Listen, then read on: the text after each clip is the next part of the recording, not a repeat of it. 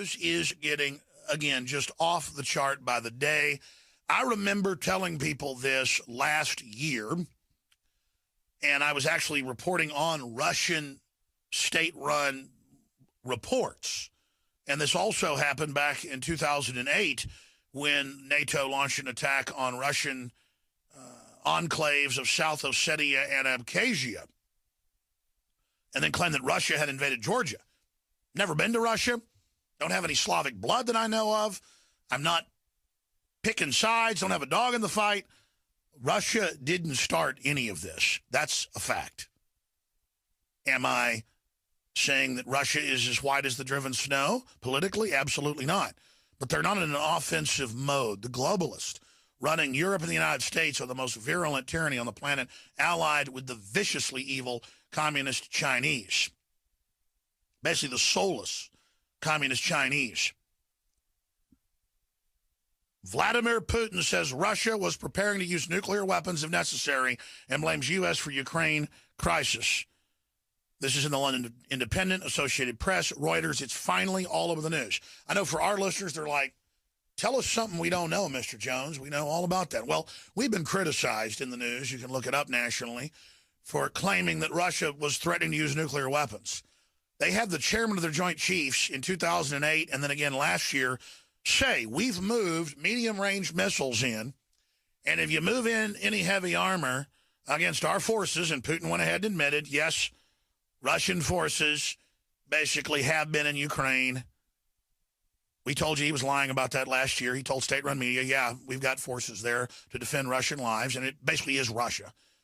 You could say the eastern part of Ukraine is 75% Russian, but you get right up against the border, it's Russians. It's always been Russian. It's like New York's always been America since, George Washington. That's where Russia was founded, was in Crimea, not in Moscow. It's the motherland. It's like Boston or something to the U.S. or New York City. It's Americana. Well, it's Russian. Would the word be Ruski-kana? I don't know. And so it is a very dangerous escalation when you've got current NATO generals last year on video saying we're prepared for war with Russia and giggling about it. Even when psychopaths like Curtis LeMay wanted to first strike nuke Russia in the early 60s, and Kennedy said no, and Eisenhower said no previously, he didn't get up on TV and laugh about it. Like he was talking about, yeah, I'll kick your butt in a boxing match. We're talking about nuclear war. So it's in mainstream news now in the West, so now it exists. So now I can talk about it. We've been talking about it for almost a year. That the Russians have said, if you start moving armor in and if you engage us, we're going to nuke you. And we have the clip coming up. Ex-U.S. general defends his sanctions, says sanctions don't work, start killing Russians comment. So we're going to play that clip in a moment. But the magnitude of this is not the Iraqis that we can bully for 20 years after installing Saddam Hussein, having him follow orders, and then setting him up. Just a fact. Just to turn the country over to al-Qaeda, basically. In the West and in the East, Iran. That's a really bad deal, much worse than it was. But that's what the globalists wanted. They wanted to destabilize the Middle East. Well, now they want to destabilize Russia, and they've got jihadi brigades all through the Caucasus, right through into Georgia, and throughout other areas of Eastern Europe that are shooting Russian police, blowing up military bases, blowing up train stations. And the West admits, the Council on Foreign Relations last week had a publication out bragging about our jihad forces attacking the Russians. So you want real jihad attacking you, that's what's going on. And Putin has even given speeches saying, we don't need this outside threat to unify Russians. We already know we're under attack. But he goes on to admit in another speech I saw this morning, in a TV interview he did a few weeks ago, that Iran is being anti-Israel so that it gets domestic support internally with an outside enemy, and that Iran needs to shut up. They're trying to start war with Russia. Where does George Soros think he's going to go if there's a nuclear war? So let's play that clip of former U.S. Army General Robert Scales explaining to Fox News that Ukraine is lost and acknowledge that an ongoing deployment of American troops in Eastern Europe is unlikely to change the situation. And the only way the U.S. can turn the tide is start killing Russians, killing so many Russians that even Putin's media can't hide the fact that Russians are returning to their motherland in body bags. They're already returning in body bags some numbers are in the thousands. It's a major proxy war with U.S. mercenaries and European mercenaries and others engaging the Russians right now in a bunch of battles. So let's go ahead and play that clip. 3,000 U.S. troops deploying to Eastern Europe. To what effect, and what do you expect? I think to no effect, Lou. And the only way the United States can have any effect in this region and turn the tide is to start killing Russians. Well, Napoleon and Adolf Hitler and many others do the same thing with Russia every time, and Russia just sits there and lets people attack them, and then the real war starts. These guys sit there in their Fox News studios, and I know Lou Dobbs. He's been on the show. He's a listener. I don't blame him having this guy on. It's an interesting interview. I would have the general on. I've got to get Scales on here. I know he's a Fox News analyst. Those who probably won't come on, but they just sit there calmly going, let's start killing so many Russians. Putin can't hide it. Putin's not hiding it. He's gone up in the polls since all this started. If we had a foreign government up on the Texas border killing U.S. soldiers, that would make Obama popular, even the unpopular Obama.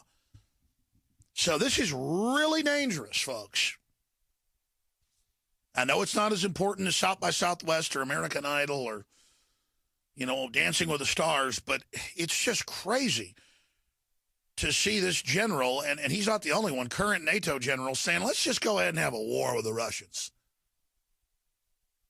I mean, even if they have super advanced weapons, they're not going to stop all the Russian ICBMs and cruise missiles and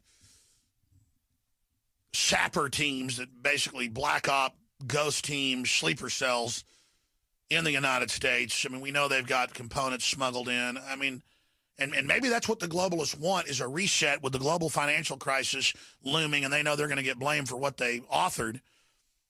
And they have war gamed the whole scenario and might want the Russians to set off a nuke they smuggled in, or nukes they smuggled in a long time ago, and vaporize Congress. And then the shadow government takes out the Russians, goes in their bunkers, and then reemerges. I mean, it's global domination. Hitler was ready to lose the entire German population for global domination. And when 20 million Germans had already died, the last week, 1 million were lost in and around Berlin alone. They flooded the subways to stop the Russian advance, and they said 500,000 women and children are in those subways. And Hitler's quotes are on record, put out by the SS before he died, that the German people deserve it then because they didn't win. So it's the same mindset, ladies and gentlemen, where we just might have to have a nuclear war so we get our global government and reemerge after it. That's the view of the globalist.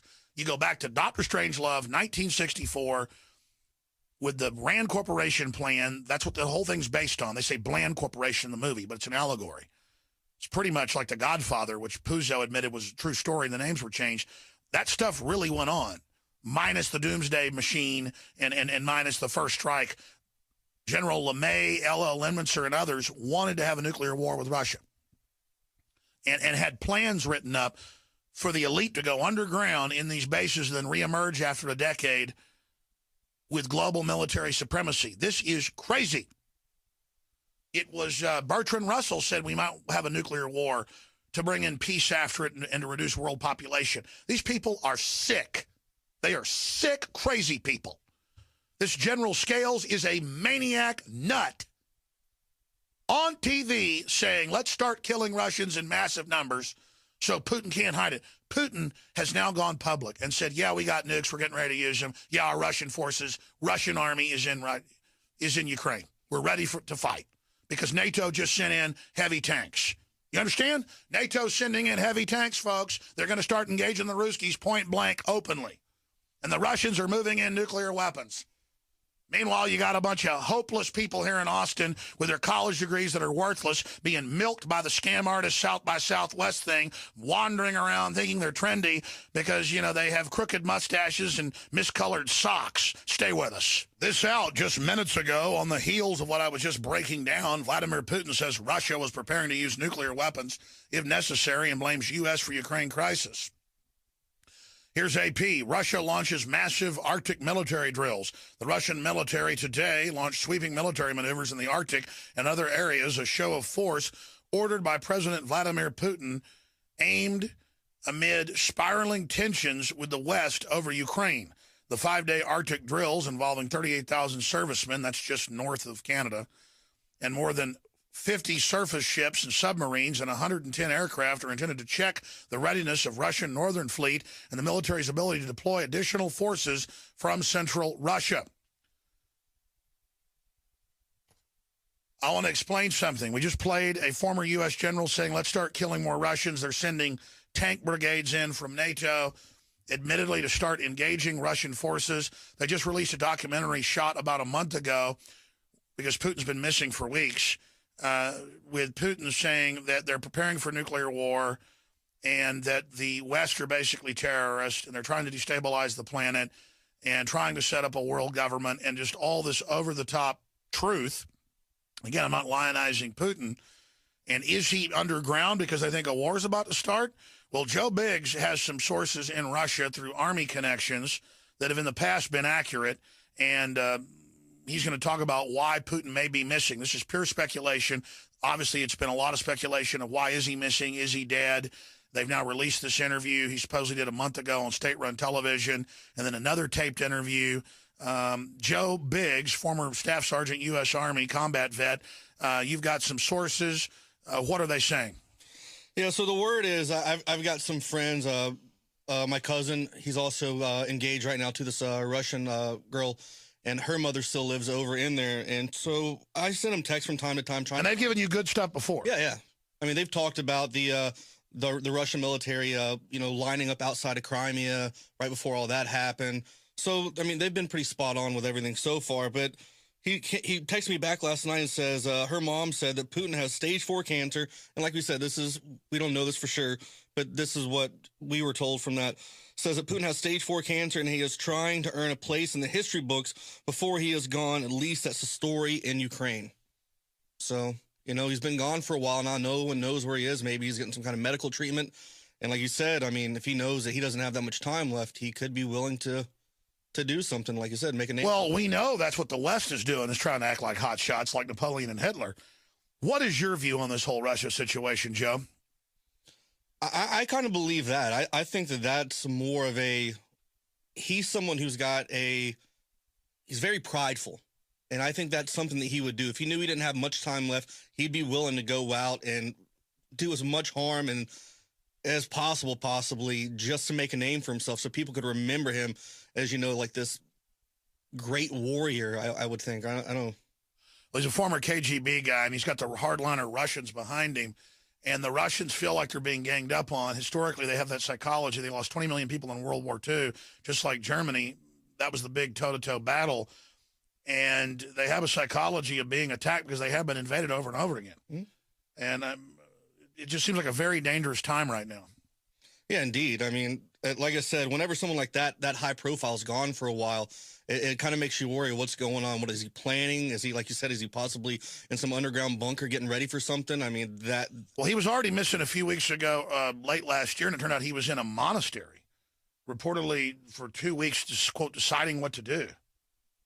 Yeah. That's what's scary about the fact when you have one guy running something, they could really start World War III. But here's the problem. It's the West messing with him.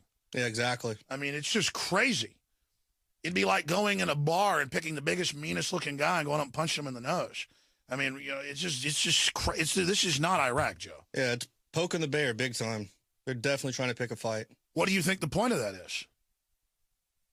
The more wars we have, the more money they make with these contracts. But we can't have one with China or Russia. They have thousands of nuclear weapons, and their spies are all over the place. Yeah.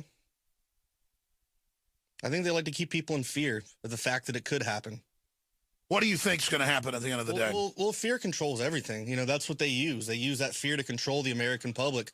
It's just a big propaganda tool, the way they're going to control the media to make people feel like they're constantly under attack. I agree they're trying to create fear, saying ISIS is in the Caribbean and all this stuff. But, Joe, what I'm getting at here is they really are, proxy troops are engaging Russians in Ukraine. Yeah. There's a real war going. Mm-hmm. It just seems incredible chutzpah, just major bravado. Yeah. Exactly. Well, hopefully nothing happens. You know, this is one war that we don't want to get into.